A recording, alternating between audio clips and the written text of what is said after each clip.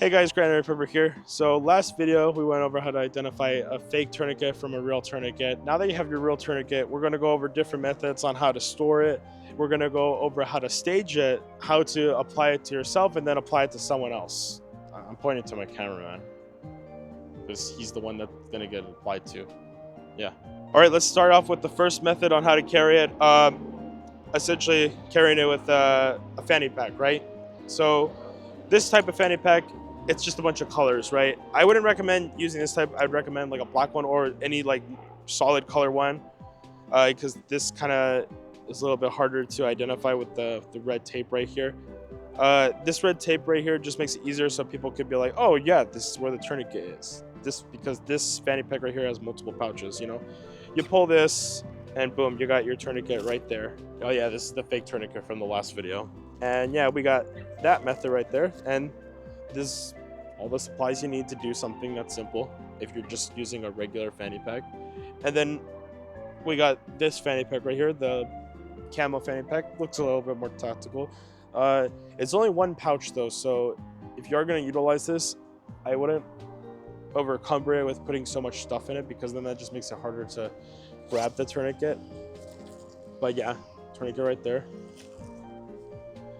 Next method to carry it is a little bit more simpler, is just simply using any surplus mag pouches. This right here is USMC Ingle Industry mag pouches. You could model it onto any like normal belt. But yeah, Venture Surplus, you should sponsor us. Right here is the last method I got. Basically, if you're at a range or something and you have like a tactical belt or any war belt, I have a dedicated tourniquet pouch right here that's closest to my left hand side. You could also fit a tourniquet right here in one of these mag pouches too, if you only wanted to carry, let's say if you wanted to carry two tourniquets for whatever reason, just one mag, you know. But yeah, that's the different methods to carry it. All right, now we're gonna go over the wrong way to set it up and the right way to set it up. Now with the wrong way right here, I'll show you an example. So usually when you do the apply a tourniquet or deploy it, is that you grab onto the C-clamp right here and then you swing it open. And as you can see, this one is not very efficient at all to apply. And yeah, I still don't have it undone. I literally have to use two hands to get that one undone. And then right here, the right way to do it comes out nice and easy. Boom, it's already ready to be applied on, you know? And I'm going to give you guys a closer look on how to set it up the right way. Now, one thing you'll notice about the right way to set it up is that it doesn't really have a lot of Velcro on Velcro action going on right here as the previous one. That's why it was so difficult for that one to be deployed. Too much Velcro sticking on to each other, which is not ideal. Like, yeah, sure, it may like keep it better, but you don't want to have it be like so secured in the entire situation when you want it to be applied on as fast as possible. So we're not going to have it set it up that way. We're going to have it set it up this way, the right way. And instead of folding it on its side where like the Velcro is going to be sticking on, I want you to fold it inwards like this, right? See how there's all this is like nice and smooth and it's not going to get stuck on itself. It just kind of comes out nice and easily. Yeah, well, you're going to do that. Now for the pull tab. The pull tab, it's a little bit more wiggle room on how you want to do it. I like to do it this way.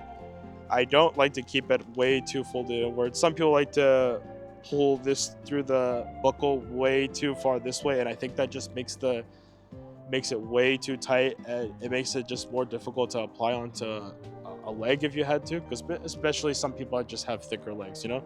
So I wouldn't pull too much through. I would just pull in about 7 to 9 inches. This one's, I think I pulled in a little bit too much on this one, but yeah. So after you pulled in your tab, like I said, you're gonna fold it in on itself like this. Yeah, my bad. You're gonna fold it in on itself like this, and then you have a little bit of that extra excess right here, right? And then with that extra excess, what you're gonna do is just kind of tuck it in, and that's about as much Velcro as you should have on this setup.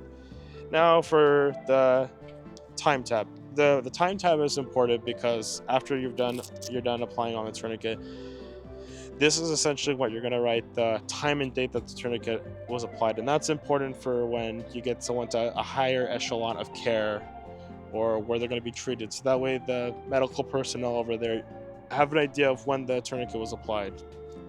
But yeah, that's but we don't want to have that extra step of pulling it out of the way. You want to get this undone, so it's not an extra step you have to do, and then just clip it onto this side right here. And instead of having it like lined up like this, like what some people like to do, I like to have it at a slight angle, so you still have this little tab to pull onto in a distressful situation, you know. Then after you write the time and date. But yeah, that's pretty much it. That's the right way to set it up, guys. All right, now I'm going to show you guys how to put on a tourniquet. Now, I'm going to show you in a more relaxed way. Obviously, this is what's going to be going on in a real situation. You're probably going to be lying down on the ground and kind of in pain if you've just been shot in the leg. But say you were shot on the right leg, right? You're going to basically slip it through here. And because it's already been pre-staged, this just makes it a lot easier. Make sure that all the workspace on the tourniquet is facing towards you, so that way it's easier to see. You're gonna pull it as tight as you possibly can. Grab the windlass right here, and then you're gonna twist it as much as you can. Twist it till you can't twist it no longer. And I'm not gonna twist it all the way because I don't want to cut off my circulation that much. And then you pull the time tab, and then you put the time and date of when it was applied, and that's pretty much it, guys. All right, now I'm just going to show you guys a more not so lax way of how to practice pre-auto tourniquet. So we're just basically running a scenario in our head like right now. Oh, like we just got shot, we just got engaged, maybe we just got shot in the leg, right? So we're going to take behind cover. My cover is this giant tree right here, and you know, now that I know it's pretty safe, maybe my other guys behind some other trees are engaging. I'm safe. I'm getting covered behind this tree. I don't have to worry about someone sneaking up on me. So, you know, gonna grab this right here, take the tourniquet out, get it ready. I was shot on the left side. I'm gonna run it through here, nice, high and tight. And you want it to be facing towards you, so that way it's easier to pull on this tab right here. And then you want to get as tight as possible. And then after that, you're going to get the windlass, and then you're going to turn the windlass as hard as you can, like till you can't turn it anymore. And yeah, I wouldn't pull it too much in like a training scenario because then it might kind of hurt. But we're going to do it to all the way over here. And then I'm going to put right here and then write time and date. But you're probably not going to have time to write time and date at this time and moment, you know? And yeah, you basically just get back into the fight. Yeah, it kind of hurts. All right, now we got scenario 2 that maybe we just got shot in the arm right here, and we don't have the luxury of using both hands, unfortunately. This is where it gets a little bit trickier. So you're basically gonna reach behind here, pull the tourniquet out, but since we've already pre-staged it and now it's easier to get out, it's a lot easier to wrap it on myself now, you know? See how it took a lot of that step out of the way. And I would try your best not to do what I just did and lift your arm up, because you probably won't be able to do that in this situation. But yeah, you're gonna loop it around here, and then you're gonna turn the windlass, and then you're gonna turn it as much as you possibly can. Okay, go. Then cut off my circulation right there. I'm no longer bleeding, but right now, since I'm not actually like getting shot, it just kind of hurts right now because it just, yeah. But all right, guys, now I'm going to be going over how to apply it on your buddy. So same concept as anything else, and this is going to be a lot easier after you've practiced doing it on yourself a lot. You're going to want to use the tourniquet that they have on them. So pre-establish in your group, if you do run it with a group, where everyone's tourniquet is. Like, hey, I have my tourniquet right here, I have my tourniquet right here, so that way everyone kind of knows. And keep it marked with like red tabs or something, like I previously stated. uh you're gonna grab his tourniquet and then you're gonna deploy it. It's already deployed, makes it super easy. And then you're gonna get it over him, and you're gonna get it nice, high and tight. If he got shot right here, you're gonna essentially get it as high as you possibly can, 2 to 4 inches, and you're gonna tie it as tight as you possibly can, making sure, emphasizing 2 to 4 inches. If you have to go higher or you feel like you need to go higher, go higher. Don't be shy.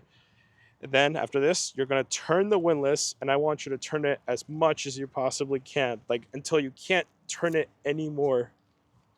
Like, turn it as much as you possibly can, like to where it gets uncomfortable. I can tell that my cameraman is really uncomfortable right now.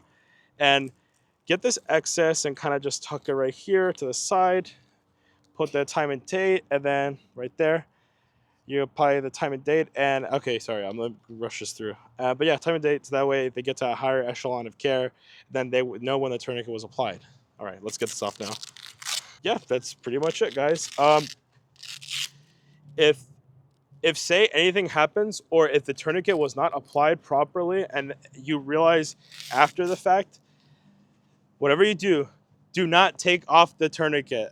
Do not take it off. If you realize that you've put it way too close to the wound, so let's just say he was shot right here, and maybe I put it too close. What I'm not gonna do, I'm not gonna try to take it off after I've tightened it off, because you've already built up pressure.